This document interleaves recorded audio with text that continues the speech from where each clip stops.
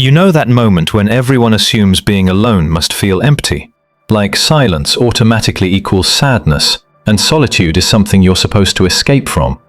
But for some people, being alone doesn't hurt. It doesn't ache or feel like a problem that needs fixing. In fact, it feels good and peaceful. If that sounds like you, this isn't avoidance or social failure, and definitely not loneliness. You're just wired differently. Here's the part most people get wrong. Loneliness isn't about being alone. Loneliness is about feeling disconnected. And those are not the same thing. Some people sit in crowded rooms and feel painfully alone. Others sit quietly by themselves and feel completely full. So what's actually happening in the minds of people who prefer solitude but don't feel lonely? Let's break it down. 1. They experience solitude as regulation, not deprivation. For most people, being alone triggers a sense of loss of stimulation, loss of validation, loss of social feedback. But for solitude-preferring minds, alone time does the opposite. It stabilizes the nervous system. Their brains aren't craving more input, they're craving less noise, less performance, less emotional labor.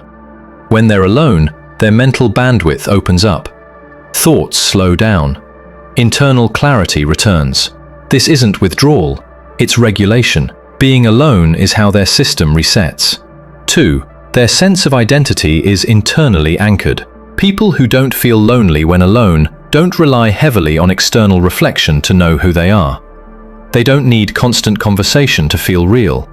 They don't need to be witnessed to feel valid. Their identity is internally referenced. Their self-worth doesn't spike or crash based on social attention. Their emotions don't need immediate sharing to feel processed. And their thoughts don't feel threatening in silence. For them, being alone isn't confronting emptiness. It's returning to something familiar. Their own mind feels like a safe place. 3. They're selective, not isolated. This is where people mislabel them. They don't avoid people because they dislike connection. They avoid unnecessary interaction. They value depth over frequency. Small talk drains them. Surface-level interactions feel noisy. Forced social energy feels dishonest. So they wait. They'd rather have one meaningful conversation a month than 10 shallow ones a week.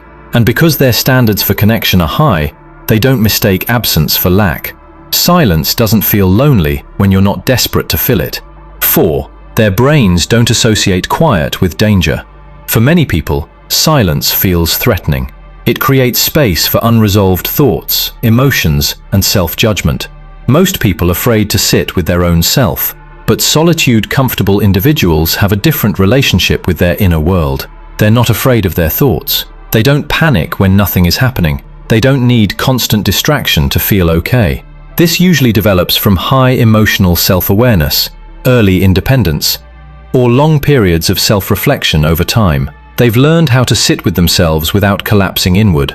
So quiet doesn't amplify fear. It amplifies presence. 5. They separate aloneness from rejection. Here's a subtle but crucial difference. People who fear loneliness often interpret being alone as evidence of rejection. But solitude-preferring individuals don't attach social absence to personal failure. Being alone doesn't mean, I'm unwanted. It means, I'm choosing myself right now. That distinction changes everything. They don't need to be constantly included to feel secure. They don't chase invitations to prove worth. They don't equate visibility with value. Their nervous system understands that connection doesn't disappear just because no one is around. 6. They're comfortable with emotional minimalism. They don't need constant emotional stimulation to feel alive. No drama, no constant updates, no emotional noise. They're satisfied with quiet routines, slow thinking, repetitive comfort, or internal richness. This makes their inner life feel full, even when the outer world is still. And because of that, they don't feel empty when alone. They feel complete. So, if you prefer being alone but don't feel lonely, it means you don't outsource your sense of meaning. You don't confuse noise with connection.